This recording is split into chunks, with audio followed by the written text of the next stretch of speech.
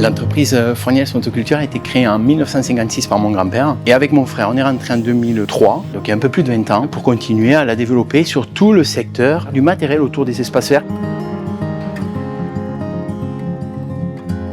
On a toujours été attaché à des valeurs qu'on n'exprimait pas forcément, qui étaient des valeurs de matériel qui va durer dans le temps, qui sera facile à réparer. Et Michael de notre OPCO est venu nous présenter le projet Green Me Up. On a pris une décision avec mon frère, c'est que la partie des matières que nous recyclions et qui pouvaient ramener de l'argent dans l'entreprise, toute cette somme, on l'a réinvestie pour recycler tout ce qui pouvait coûter l'argent. On recycle une très large palette de tout ce que l'on peut consommer dans l'entreprise. On fait du circuit court avec le bois. Toutes les palettes que nous recyclons, on les met en libre service. Et quand on en a une surcharge, elles sont prises par un professionnel de l'espace vert qui le broie, qui enlève les pointes et qui en fait du copeau pour le sol. Et après, on a signé ces conventions sur le recyclage de toutes ces matières qui peuvent être dangereuses. Je pense aux aérosols qu'on utilise beaucoup dans les ateliers, à tous ces produits chimiques. Notre déchet est structuré chez nous et c'est mieux pour tout le monde. L'avantage du Green Me Up, c'est que vous avez quelqu'un en externe qui va se poser pour venir vous aider à structurer ce genre de choses, qui va vous amener une méthode pour faire évoluer l'entreprise sur son empreinte en fait écologique.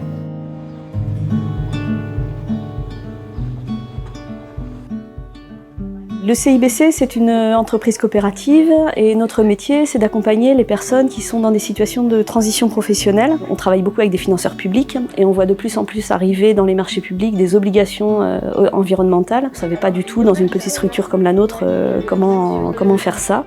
On a eu connaissance du projet Green Me Up par notre conseiller de l'OPCO EP lors de sa visite annuelle.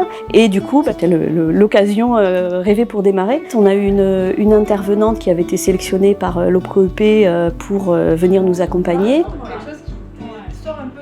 On travaille dans le champ des services, on n'a pas de production, on n'a pas de matière, donc on n'avait pas beaucoup de leviers évidents. Nous, ce qui va payer finalement, c'est des petits pas, plein de petites actions. Alors là, on a été servis parce que l'intervenante nous a vraiment amené à réfléchir sur une somme de petites actions. Elle nous a présenté vraiment plein d'axes de travail possibles.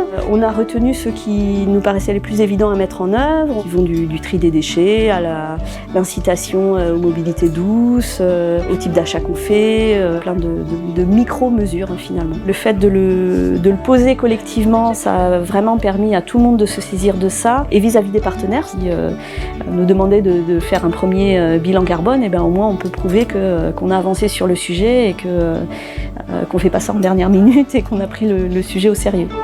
Si j'ai un mot de la fin, c'est merci au PEP.